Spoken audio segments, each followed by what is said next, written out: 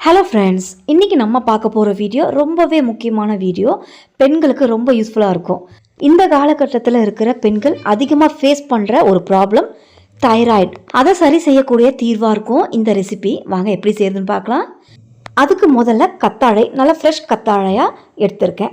ஒரு ஜான் அளவுக்கு இருக்கணும். இப்போ இந்த கத்தாழையில் ஓரத்தில் இருக்கிற அந்த முள் பகுதியை கட் பண்ணி எடுத்துருங்க. நீங்கள் சொல்கிற ஹோம் ரெமெடி எப்படி க்யூர் ஆகும் அப்படின்னு நீங்கள் கேட்கலாம்.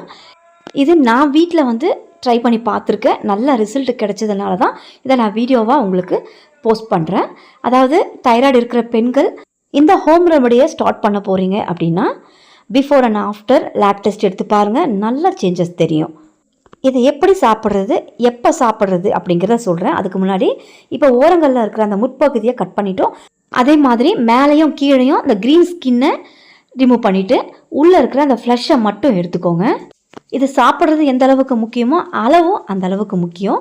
கரெக்டான அளவில் எடுத்துக்கணும். ரொம்ப கூடுதலாகவும் போயிடக்கூடாது, குறைச்சலாகவும் எடுத்துக்கக்கூடாது.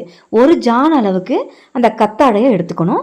இப்போ நான் மேலே இருக்கிற அந்த க்ரீன் ஸ்கின்னை எடுத்துகிட்டு உள்ளே இருக்கிற ஃப்ளஷை மட்டும் எடுத்துட்டோம். இப்போ இந்த ஃப்ளஷை நல்லா வாஷ் பண்ணணும்.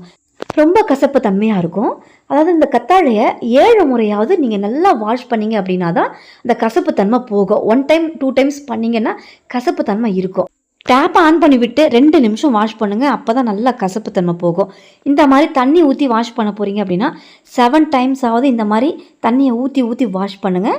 அப்போ தான் அதில் இருக்கிற கசப்பு போகும். இப்போ நல்லா வாஷ் பண்ணி எடுத்து அந்த கத்தாழையை மிக்ஸி ஜாரில் சேர்த்துக்கிறேன். இப்போ இது கூடவே இந்து உப்பு, இது ரொம்ப முக்கியமானது. ஒயிட் சால்ட் ஆட் பண்ணக்கூடாது. இந்து உப்பு ஒரு 1/4 ஸ்பூன் அளவுக்கு சேர்த்துக்கிறேன். நெக்ஸ்ட் இது கூட 2 டேபிள் ஸ்பூன் அளவுக்கு நல்லா கெட்டியான தயிர். ஓவரான புளிப்பு இல்லாமல் சேர்த்துக்கோங்க தயிரை. நெக்ஸ்ட் இதில் தண்ணி 150 மில்லி அளவுக்கு தண்ணி. இதை சேர்த்துட்டு நல்லா கிரைண்ட் பண்ணி எடுத்துக்கணும். அரைச்சதை நீங்கள் ஃபில்டர் பண்ணியும் குடிக்கலாம், ஃபில்டர் பண்ணாமையும் குடிக்கலாம். எப்போ குடிக்கிறது அப்படிங்கன்னா மார்னிங் எம்டி ஸ்டொமக்கில் 30 டேஸ் விடாமல் குடிங்க. தைராய்டு ப்ராப்ளத்துக்கு நல்ல ஒரு ரிசல்ட் உண்டு. எந்த விதமான சைடு எஃபெக்டும் இல்லை. இது இல்லாமல் உடல் உஷ்ணத்தை தணிக்கக்கூடிய ஒரு ஹோம் ரெமடி. கண்டிப்பாக ட்ரை பண்ணி பாருங்கள். வீடியோ பிடிச்சிருந்தா சப்ஸ்கிரைப் பண்ணுங்கள். தேங்க்யூ.